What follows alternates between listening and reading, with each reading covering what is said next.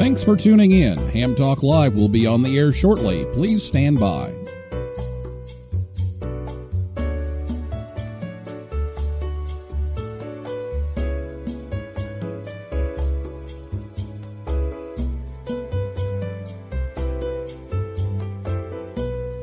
Thanks for tuning in. Ham Talk Live will be on the air shortly. Please stand by. This episode of Ham Talk Live is brought to you by Tower Electronics. For connectors, cables, and more, call 920-435-2973 or visit pl-259.com. And by ICOM. Heard it? Worked it? Logged it. Visit www.icomamerica.com/amateur for more information about ICOM radios. It's Ham Radio with Neil Rapp. Here we go. Welcome to Ham Talk Live. Call in, let's talk. Neil's your guy. Ham Talk Live. Here we go on Ham Talk Radio.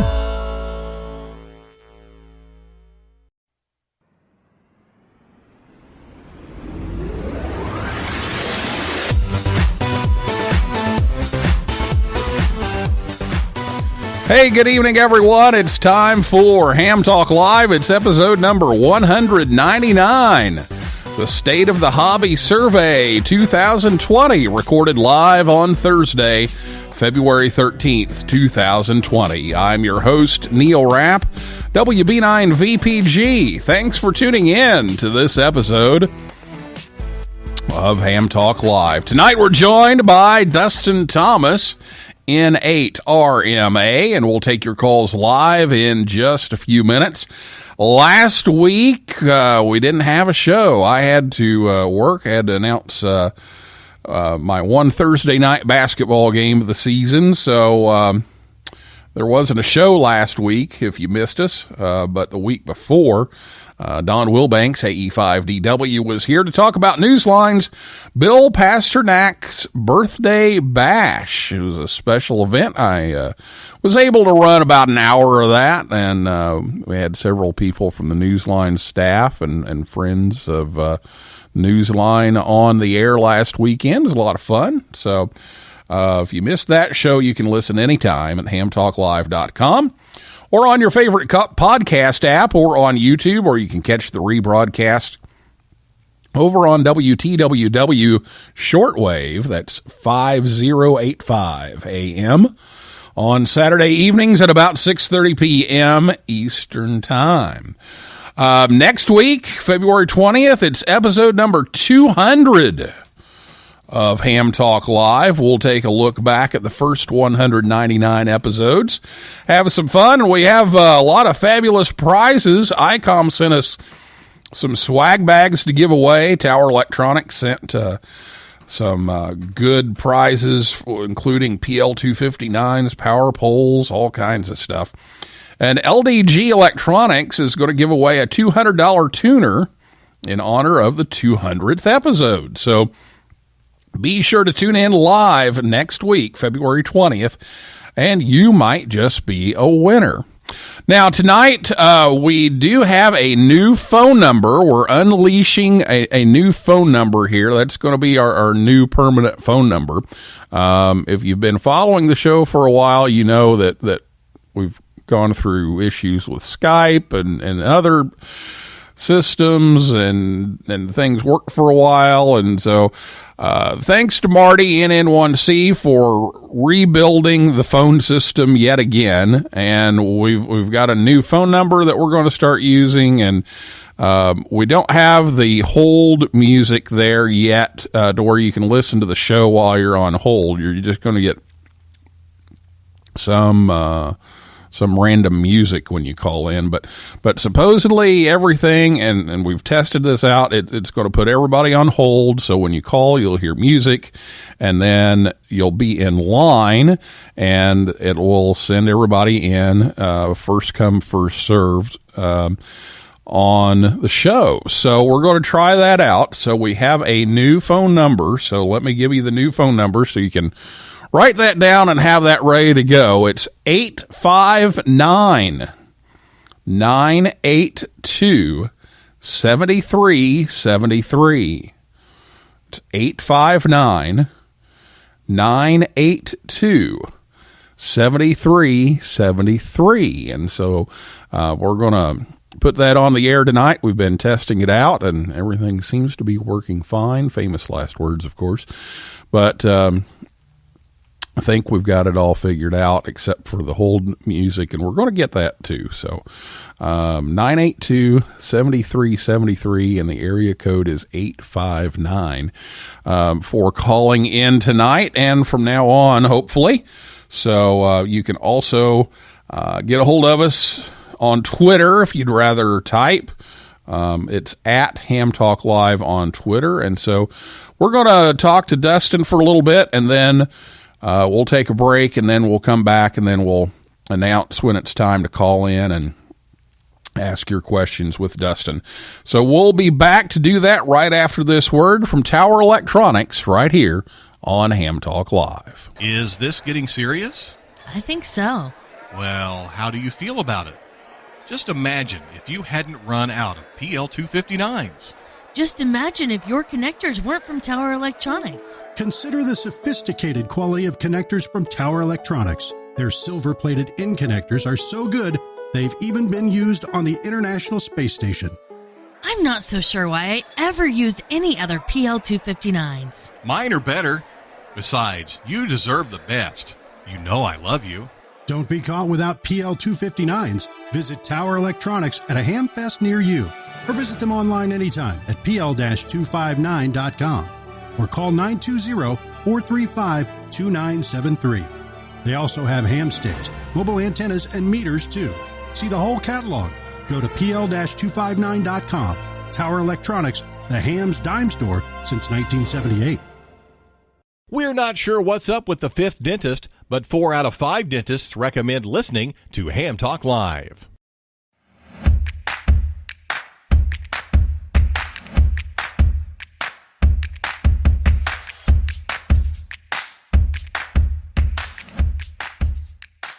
Thanks to Scott and Jill at Tower Electronics for sponsoring the show tonight to help bring you Ham Talk Live. Their Hamfest schedule coming up February 22nd. They'll be at the Dalton, Georgia Hamfest. And then March 7th, they'll be in Cave City, Kentucky. And you can visit them anytime, anywhere at pl-259.com. Well, tonight, our guest is Dustin Thomas, N8RMA. He was first licensed in 2014 and upgraded to general in 2015. He's a member of several clubs, including the Mall City Contest Group, which focuses on radio sport, and he's a member of the Young Amateurs Radio Club, or YARC, which is a group focused on bringing up the next generation of radio amateurs. He's also a member of the Kalamazoo Amateur Radio Club and the Southwest Michigan Amateur Radio Team. He enjoys contesting and working DX, and spent much of his youth participating in Boy Scouts. He's an Eagle Scout and a member of Order of the Arrow, and professionally he's a senior analyst for Stryker that specializes in enterprise architecture, where you align technology with business strategy, evaluate some organizational capabilities, and identify areas for risk and growth. So that kind of rolls over to what we're talking about tonight. Identifying some areas for risk and for growth, because we're going to talk about this State of the Hobby survey that Dustin has been doing for a few years now. So, Dustin, welcome to Ham Talk Live. Hey, thanks for having me on the show and for the warm introduction. Yeah, it's been good to talk to you. And actually, I got around to asking you to be on the show because I needed some statistics. And so we were working on some youth on the air stuff, and I was reading, actually it was the Telegram group over in IARU Region 1, where one of the young hams over there had to do a presentation. I think he was from Italy, if I remember right. He had to do a presentation, and he got on there and said, okay, I need everybody to tell me how many young hams you have in your country. And I'm going, well, let's see, let me start counting. And I'm like, wait a minute, that's not going to work. And so, Sterling N0SSC had actually used some of your State of the Hobby survey results in, a presentation that he and I made at Collinsville here a couple of weeks ago, and I was like, maybe I better get a hold of Dustin and see if he can help out. And you did. You got me enough numbers that I could kind of make an estimate on how many young hams we had, and so we end up kind of rounding it off about 7,000 is kind of where we estimated it. Yeah, and really that's a big part of why I do the survey is I want folks to be able to use those numbers, and every year as the survey grows and I have more and more respondents, I get a better overall picture of things exactly like that. Like, what are the age demographics of members of the hobby, and also I had the same day that you emailed me, I had Josh over at Ham Radio Crash Course email me with almost the same request. His stream last week on Saturday started off a conversation about keeping ham radio relevant, and he used a lot of the slides and analytics that I created from 2019 for that. And I have to tell you, I couldn't be more pleased. Really, this is a fun thing that I like to do every year, but really it's more rewarding for me to see other people try to use that to generate conversation and see how we can improve, this hobby here in our local cities and towns and globally even. Well, Josh has got some cool stuff over at Ham Radio Crash Course, and if you haven't seen that, you need to check that one out because he's got some cool stuff going on over there. But it's things like that, that Josh is doing, and then I was working on this. That when you write up a proposal and you need some statistics, or you write up a presentation and you need some numbers to throw out there, there's just not that much you can do. I mean, you can get the FCC database, and you can get kind of similar things from other countries, but they don't keep track of birth date anymore, and that's something that's important to get some demographics on the hobby. And so you've kind of stepped in and started to fill that gap with this survey. So tell us a little bit about the survey and how that all got started. Yeah, absolutely. Well, the first thing that I always like to tell folks is that this is not a scientific survey. I'm not a statistician or a data scientist. You won't find this in any peer-reviewed journal or anything like that. That said, though, I'm asking operators for their opinions and for some general information on topics that matter to us. And the second part of that is making sure that those results are made public for the whole community to consume. And that was really critical for me. So this whole venture started back in 2017. I was browsing the amateur radio subreddit, and I noticed sort of a proliferation of these highly specific short surveys that were popping up on there. And I thought they were really cool. Just to give you an example, it was like, hey, if you're involved in AMSAT, take this quick survey. Or if you're a new ham under the age of 25, take this survey. And, for the ones that were applicable to me, I would take the survey. But I never was able to see the results. I would give them the data, and then off into the ether it would go. So I decided, just being a curious guy myself, to create my own survey and to sort of explore the state of the hobby as a whole. And it was fun. In 2017, it was a shorter survey. I had a lot of fun. So in 2018, I decided to do it again, and this time the response rate tripled. And I thought that was fantastic. So that was sort of the mark, and I said, all right, I'm going to do this annually as sort of a health check. I wanted it to be independent from commercial or regulatory bodies. I didn't want this to be sponsored by a radio manufacturer or from, the FCC or from even our advocacy groups like the ARRL, although I do appreciate when they promote the survey each year. So that's sort of how it came to be. And I really want to push the results just as hard as I push for people to take the survey. I want the data to be there for people to use in conversations, in club meetings, wherever they might be talking about things that pertain to our hobby. Yeah, and it's very useful. And anytime you do statistics, or as we here in Indiana say, statistics, you got to watch out for having some kind of bias, and you're always going to have some kind of bias.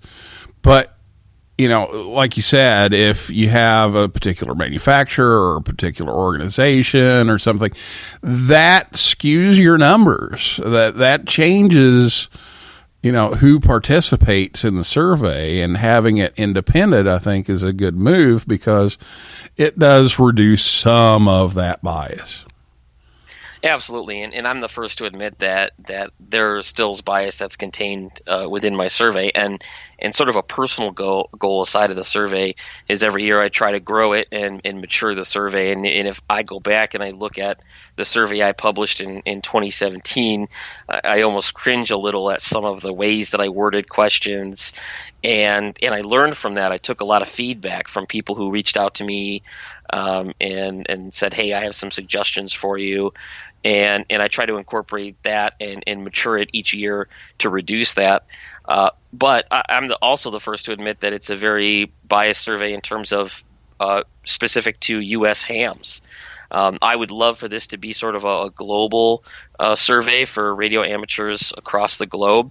But a lot of the questions and maybe the way that I ask them are targeted to U.S. hams. So you're right. In anything like this, you have the concern of bias, and I try to do the best that I can. But at the end of the day, I'm just a radio operator like you, like everyone else, and I'm asking some questions that hopefully will spark some discussion amongst us, and that's really the goal. Well, and that brings me to the next question. What are you trying to accomplish with the results? And if you had, your dream of what would come out of this, what would that be?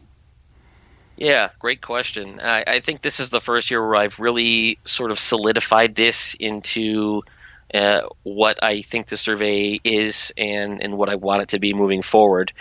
And to give you a little bit of backstory here, I'm a firm believer in understanding the point A to point B journey, where point A represents our current state, where we are today, and point B represents progress, growth, and success.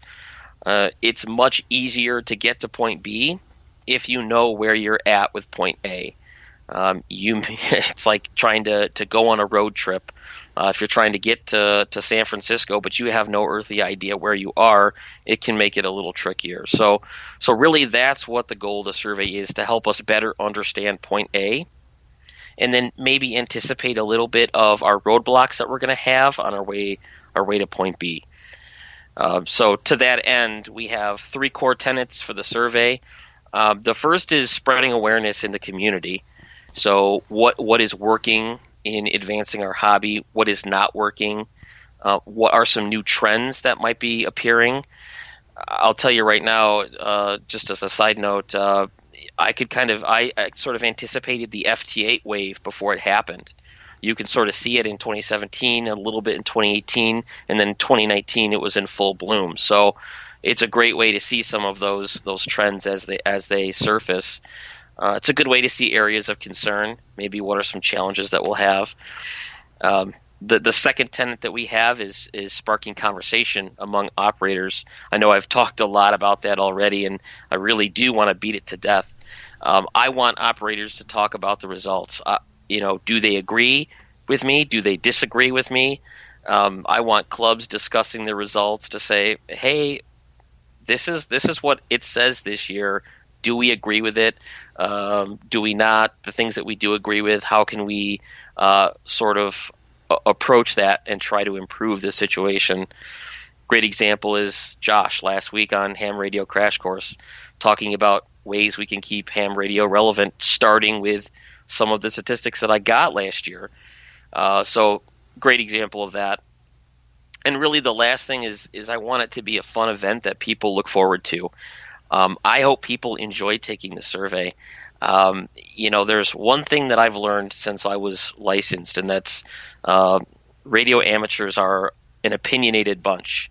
And I hope that they enjoy making those opinions heard on a yearly basis. And then I hope that once I get the results, I hope they like reading the results and find them interested. So really those are the things that I'm trying to accomplish with this.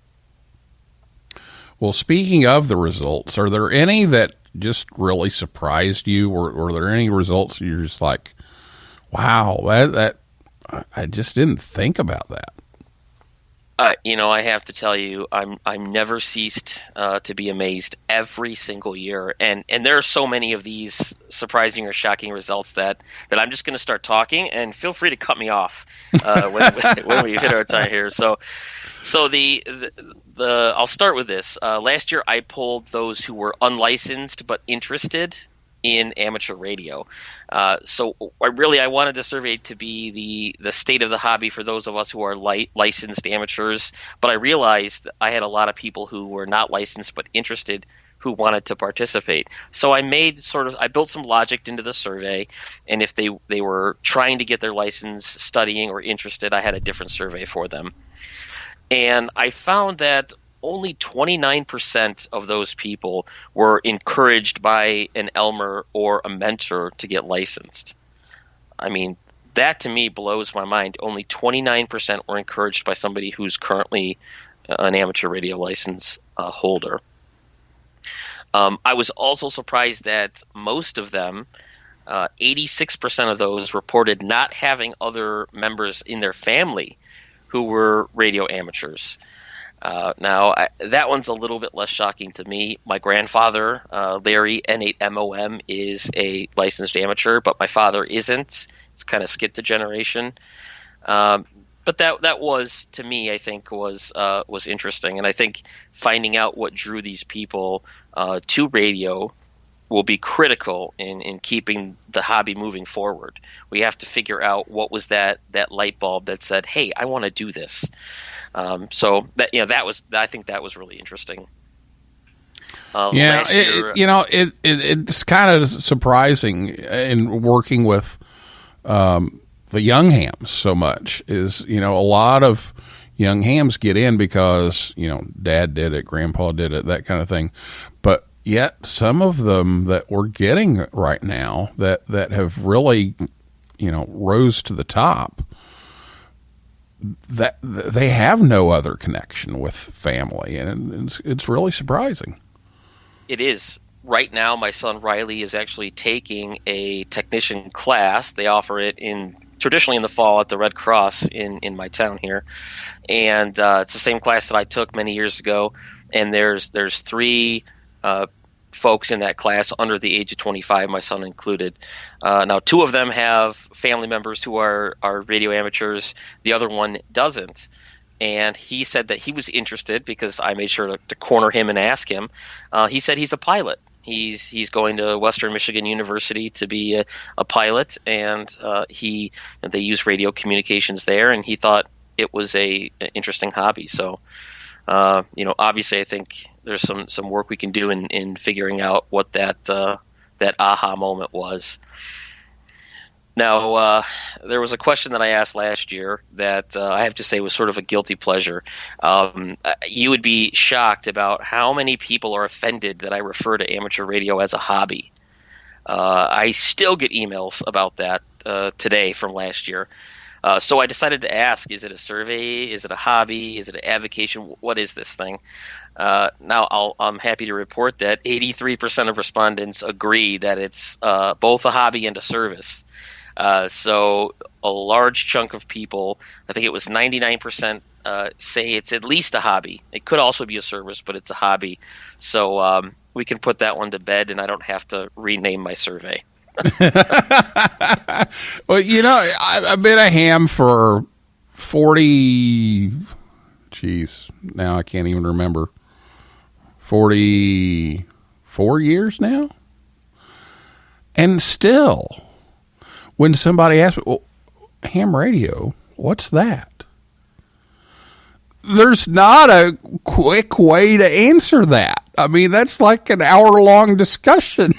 And so, you start talking about it being a hobby, but then you start talking about all the service, and it's like, what is it? And so I think you're right on the money there, that, some people will see it as a hobby, and they're just on, to get on the air and talk to people. And then there's other people who are really into the service part and want to do all the public service events and that kind of thing. And there's so many different ways that you can go and branches that you can go out that not everybody's going to see it that way.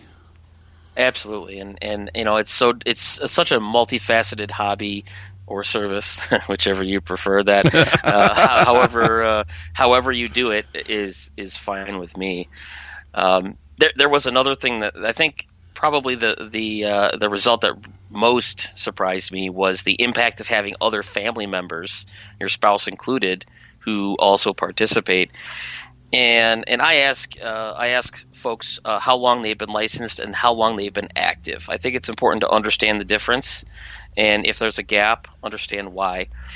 And I found that if you have other family members who are hams, on average, you'll be licensed for 2 years longer than someone who doesn't, and you'll be active for 6 years longer than their counterparts.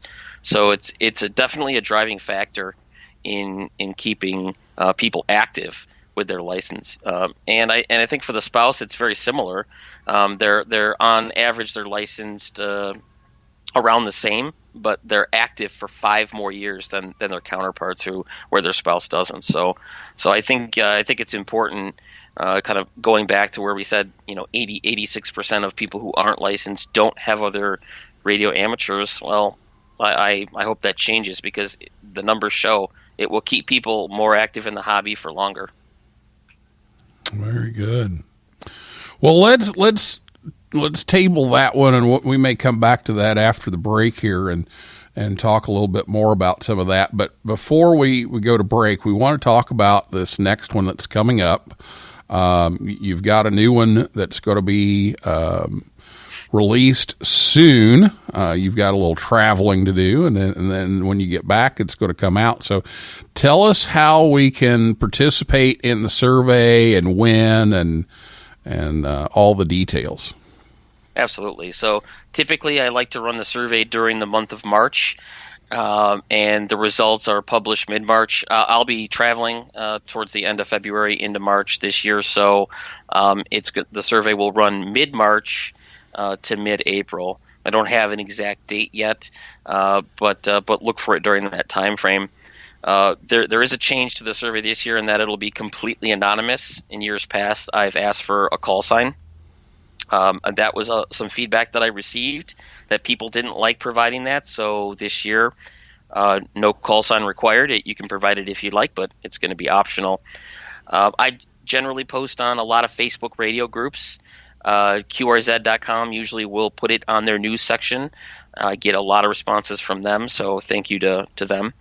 I put it on Reddit and Twitter, so be on the lookout for those. The best way, though, to connect with us is on our site. It's Radio SOTH. That's Radio Sierra Oscar Tango Hotel hamtalklive.org. That site has surveys when they're released. It has links to our results and some other information. You can subscribe there so that when the survey is released, you'll get an email. And I would love to have everyone take it. It's an annual survey, so don't feel like if you did it last year or the year before that you don't have to take it. I'd love for you to take it every single year. And thank you to those who spread the word with their podcasts and their blogs and their YouTube videos. I couldn't do it without that help. Yeah, and we can certainly announce it here too when you get ready to release that. We can mention that here on the show, so we'll do that for sure, and we'll put it out on our social media as well. So some valuable information and statistics coming out of this survey. So hopefully all of you can participate when that comes around. Well, we're going to take a break right now, and then when we come back, we're going to open up the phone lines at 859-982-7373, and we'll check the tweets and see what questions you have for Dustin right after this word from ICOM right here on Ham Talk Live. Get out and be active with ICOM's new IC705 and its optional multifunction backpack. The IC705 is your perfect QRP companion, as you have base station features and functionality at the tip of your fingers in a portable package covering HF 6 meters, 2 meters, and 70 centimeters. This compact rig weighs in at 1 kilogram or just over 2 pounds, with RF direct sampling for most of the HF band and IF sampling for frequencies above 25 megahertz, and a large 4.3-inch color touchscreen with live band scope and waterfall. It runs 5 watts with a battery, 10 watts with a power supply. It has sideband, CW, AM, FM, and full D-Star functions, a micro USB connector, Bluetooth, wireless LAN, micro SD card slot, integrated GPS with antenna and GPS logger, and the speaker mic comes standard and supports QRP operations. The perfect accessory for your IC705 is the optional backpack, LC192, with a special compartment for your IC705 and room for accessories for soda activations or just a day in the park. Visit ICOMAmerica.com/amateur for more information about ICOM radios. Join the conversation. Give us a call at 859-982-7373. Again, the number to call is 859-982-7373. Or, if you'd rather type than talk, tweet us at Ham Talk Live. Now, here's Neil Rapp with more Ham Talk Live. Oh, yeah. You're talking ham radio, baby. You're listening to Ham Talk Live with Neil Rapp.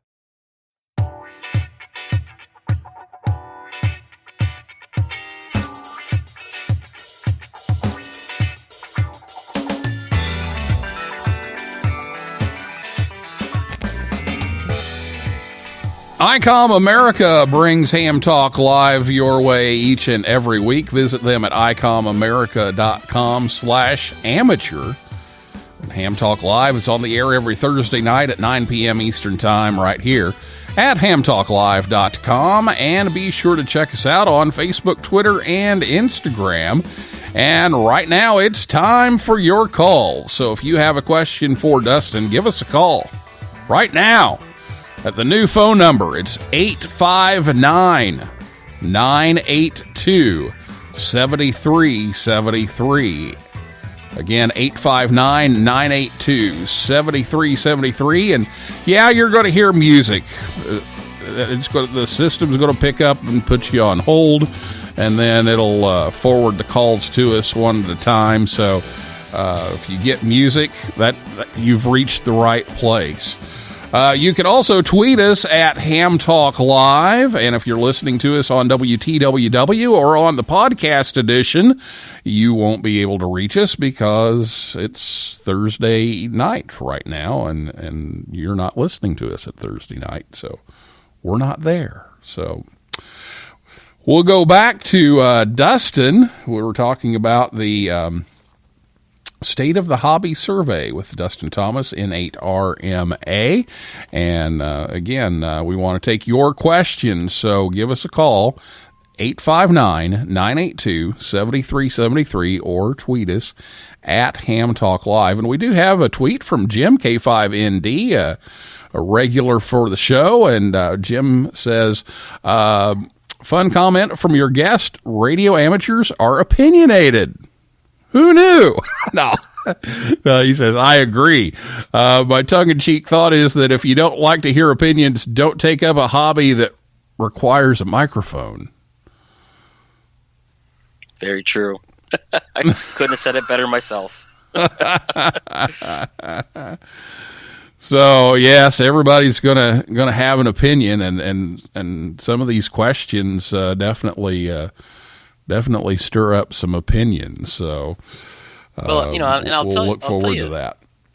I'll tell you, if people are on the fence, they're not sure what to call in about. I'll say, going back to what I was surprised about was how reluctant people were to put their call sign to their survey. So, if you want to talk about why you would be reluctant to provide this type of information with your call sign, I'd love to have a conversation. So if you have an opinion on that, and I'm guessing that you do out there, call in and let me know why. Yeah, that's always the trick to call-in shows is you got to come up with some controversy to get people to to call in. So here we go. We can come up with a bunch of them. We can go for the what was it that you said was on last hobby year? The Q signals. Oh, yeah, the hobby or service, it, and then is it acceptable to use Q signals on voice? And yep. Yeah, we can really stir it up. Absolutely. Yeah, give us a call. And I love, I get so many emails from people who are mad. I get just as many emails from people who really enjoy it and are very complimentary. But I actually have this little chart that I made up about my level of enthusiasm around this initiative, and it's very, very high in January and February, and then March when it releases, it plummets. And it hits an all-time low in April, and then it stays real low until maybe Thanksgiving, and then I suddenly get amnesia, and then it shoots right back up, and I'm ready to go for the next year. Oh yes, and trust me, being a host of a internet radio show. Yeah, that happens too. You're like, oh my gosh, these people on QRZ forums are driving me nuts. How am I ever going to live with myself? And then, oh, well, time for another episode next week. So, yeah. 859-982-7373 is the number. And can you give us maybe a few statistics from the survey about who is responding? Yeah. So actually, let me pull up last year's survey here, and so much I don't have much of it memorized here. So at least in terms of my responses from last year, a large majority of them were from QRZ.com, 44%, which is a great chunk. Facebook was 19% of the responses. Email, I was very surprised, came in at about 15%. And amateur radio sites or blogs was 7%, with Reddit being 6%.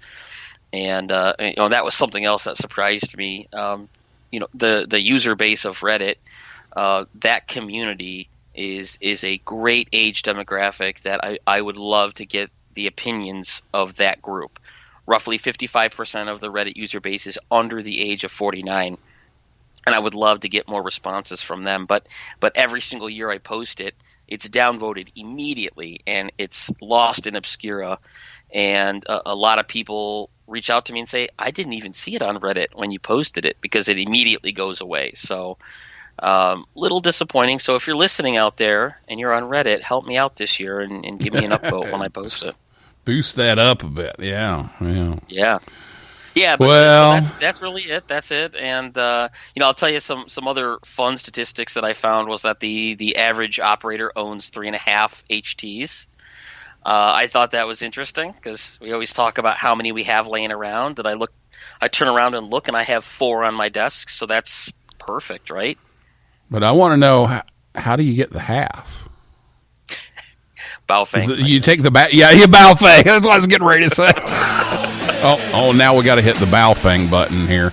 But yeah, you just take the battery wouldn't be half.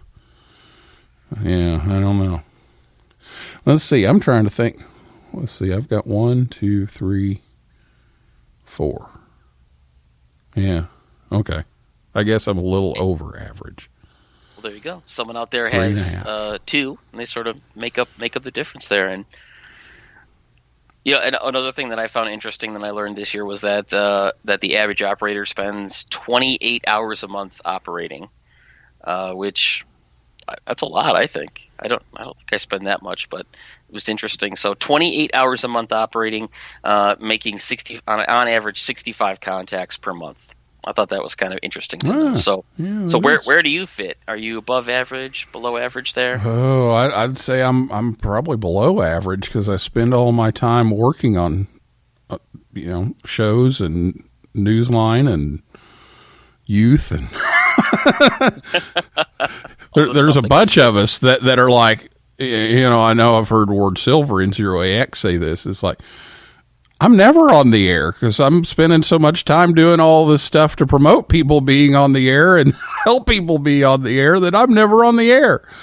And in my role, that's been kind of the case because like even at field day, it's like, can I get on the air for an hour? Can I just run for a while because always coaching and taking care of this, taking care of that, and it's like I help everybody else get on, and it's like I want to get on for a while. I completely understand. I'm fortunate that the survey takes a lot of time. It's about 40 hours worth of work. It's maybe 10 hours in preparation and then maybe 30 with the analysis. So over the course of that 6 weeks, I'm spending maybe 40 hours on it. But then I sort of get a year to relax, right? Or 10 months to relax. Then I can operate within that time frame. Yeah. So is the time frame that you chose for the survey in March, is there a strategy to that? There wasn't. I think it spawned from the first survey in 2017. And it just happened to be I did 2 weeks in March, and found that it wasn't enough, and just decided, well, all right, I'm going to try this again in 2018, and might as well keep it at the same time. But I'm going to open it up to 4 weeks first 2.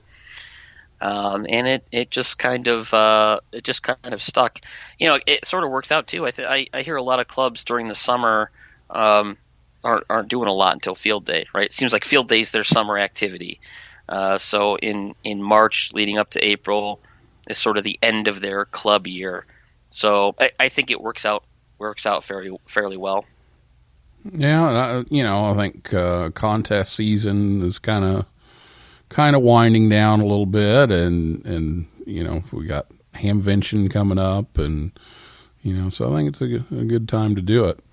Well, let's talk a little bit about the future, and I don't want you to give away anything that would affect the results of the survey, but do you have anything new that's coming up this year, or maybe in 2021?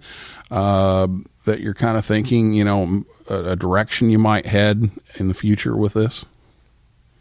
Yeah, so so a couple of things.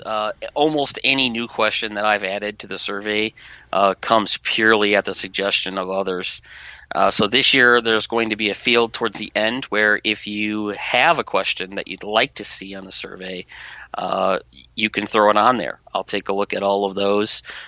You can always drop me an email as well. I'd love to hear from you. And while I try to approach this holistically, like I mentioned before, the survey topics do tend to slant more towards U.S. hams. So in the future, I'd love to partner with some hams that are outside the U.S.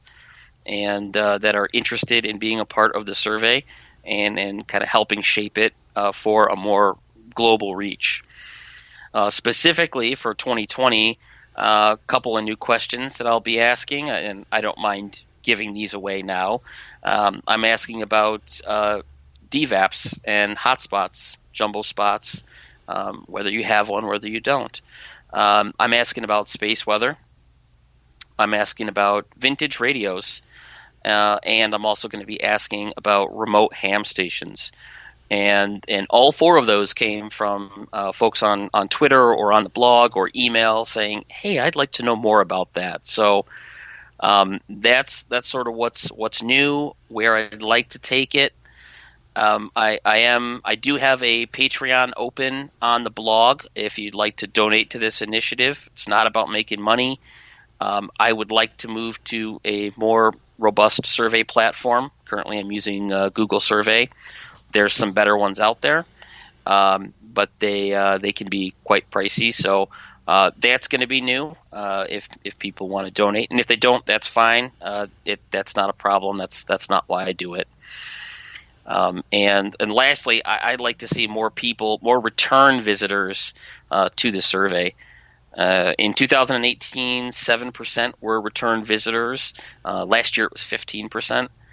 I'd love for it to be closer to 50% in 2020 and then 75% in 2021.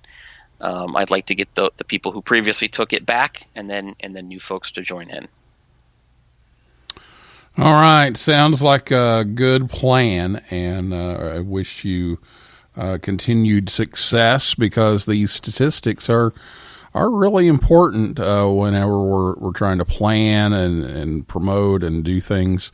It's really good to have the numbers to back things up, and you're really the only source of that on a large scale at this point. So we appreciate all of your work on all of this, and we have come to the end of our time. So let me check the tweets here one more time and see if we have anything here. And then let me give you a chance to just throw out any final comments, anything we missed along the way.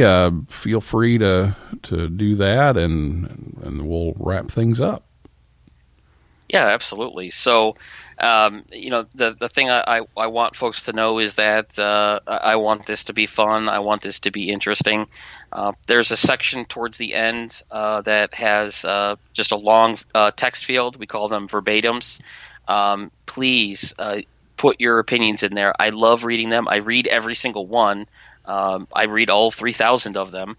I love to read what drew people to the hobby. I love to read what they want to see on future surveys. So, and if you have a ham radio blog or Facebook group or a club, please mention that this is coming and steer your fellow hams to that. And then Neil, to you, thank you for having me on. Congratulations on nearing that 200 episode mark. Very impressive. And thank you for the work that you do with the Youth on the Air. I just heard about it from Sterling this year, and real excited about where that will go. So thank you for doing that. Well, you're very welcome, and thank you for helping us out with some numbers to help out our young hams over in Europe, and also in planning things over here on this side of the pond. So thanks so much for all you do. And let's go through the website again one more time, just to make sure everybody knows where to find this next month. Yep. It's going to be www.radiosoth, that's Radio Sierra Oscar Tango Hotel.org. I got that from Radio State of the Hobby. You can always just go to Google and type in Radio State of the Hobby. You'll find it. And I have a link on my QRZ profile as well. All right. Well, thank you so much for coming on the show, and have a great time traveling, and we look forward to seeing the survey coming out here in about a month. My pleasure. Thank you. All right. Well, that is a wrap for this week's edition of Ham Talk Live. Thanks to my guest, Dustin Thomas, N8RMA, and everybody out there in cyberspace for listening and typing in. And I invite you back next Thursday night at 9 p.m. Eastern Time when, yes, it's episode number 200, and we're going to give away a bunch of prizes and take a look back at the first 199 episodes. So make sure you come back to hamtalklive.com next Thursday night, and we're going to take your calls. We're not going to have a guest next week. We're going to play some clips from previous episodes, and we're going to take some calls to give away some stuff. So we're going to have a lot of fun with that next week. So be sure to tune in for that. I do want to make one final announcement here. I was emailing with Carol Perry, WB2MGP, and she wanted to let everybody know that she is accepting nominations now for the Young Ham Lends a Hand contest. This is an annual contest that's given away at the Dayton Hamvention Youth Forum for any young ham, and that's defined as age 19 or younger, who has demonstrated some basic tenets of service and volunteerism. So you can nominate somebody for that award. It could be somebody who helps recruit and mentor other young people, helps at local community events, or helps some way with the elderly or military personnel in the community.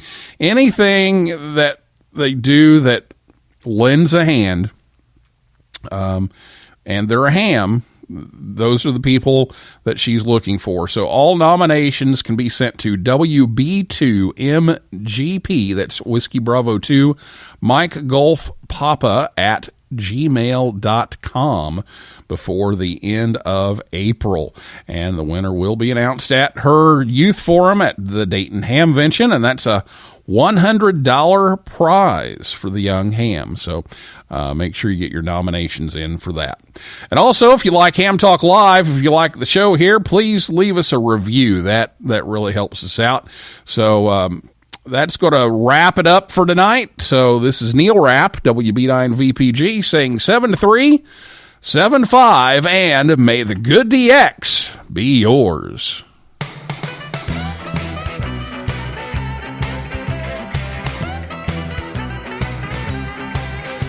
Well, you came right back to my CQ call. Your readability 5 and strength 9. You never once mentioned your weather at all, and I didn't mention mine. We talked and talked for hours and hours. I completely forgot you're a ham. I don't know your power or the height of your tower. Frankly, I don't give a damn. So 73s to you and your family. I'll be seeing you further down the log. Your 73s to you and your family. I'll be seeing you further down the log.